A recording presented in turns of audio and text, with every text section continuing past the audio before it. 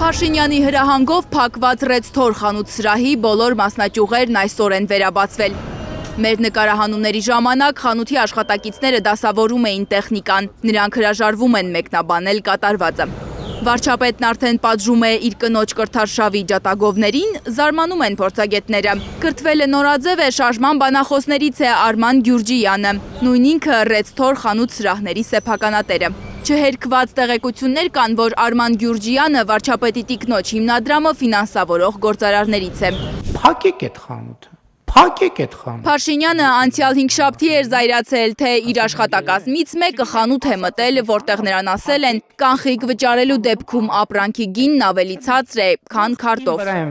Անձնական պատասխանատվություն։ Տնտեսագետներն արդարացնում են այս պրակտիկան։ Բանկային քարտով գնելու դեպքում ապրանքի գինն ավելի բարձր է, քանի որ ձեռնարկատերը բանկին շատ մեծ տոկոս է վճարում։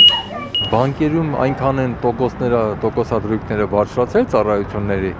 որ նաև մեղադրելի չի։ Գագիկ Մակարյանը պնդում է, որ մարքեթինգային այդ մեթոդները նորմալ են և արտասահմանում էլ ընդունված են։ Մարդիկ, որոնք որ փոքր շահութաբերությամբ աշխատում են կամ իրենց մոտ առևտուրը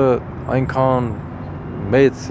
թվով հաճախորդների հետ է կապված, որ բոլորի դեպքերում այդ տոկոսները իրար գումարվելով մի հատ զգալի թիվ են դառնում վերջում, իրենք կարող են ուզենալ, որպեսզի կանխիկով աշխատեն, որպեսզի այդ բանկային տոկոսադրույքներից խուսափեն։ Իհարկե, այստեղ պրակտիկա եւ այսպես սա մարքեթինգային գործիք է։ Մարդիկ օրինակ շուկաներում էլ ամենտեղ էլ, չէ՞, ասում են, եթե այսքան վերցնես, այսքան կտամ։ Փորձագիտական կարծիք կա, որ Փակեք այդ խանութը։ փակել տվեք այդ խանութը, ասելով Փաշինյանն ուզում է վերացնել ստվերը փոքր ու միջին բիզնեսից։ Տնտեսագետ Գագիկ Մակարյանը սակայն նկատում է, ստվերը հաճախ օդի պես բան է փոքր ու միջին բիզնեսի համար, եւ այն վերացնելով կփակվեն շատ փոքր բիզնեսներ, ավելացնելով գործազուրկների թիվը։ Ստվերը միշտ էլ կա, ամեն երկրում էլ կա, Ամերիկայի Միացյալ Նահանգներում էլ կա, Եվրոպայում էլ կա, ամենտեղ էլ ստվեր լինում են, այդ ուղղակի ինչ չափ է։ Եթե ստվերը տվյալ պետության առանձնապես մեծ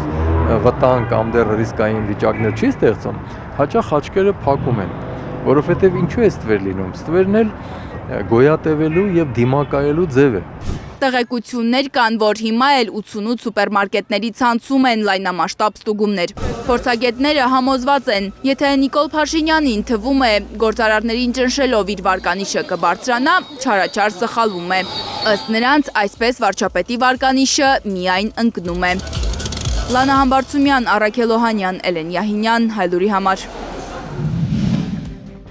Հայաստանում եւ աշխարհում տեղի ունեցող իրադարձությունների մասին առաջինը իմանալու համար բաժանորդագրվեք մեր ալիքին։ Սեղմեք զանգակը, որ բաց չթողնեք ամենահրատապը, ամենակարևորն ու հետաքրքիրը։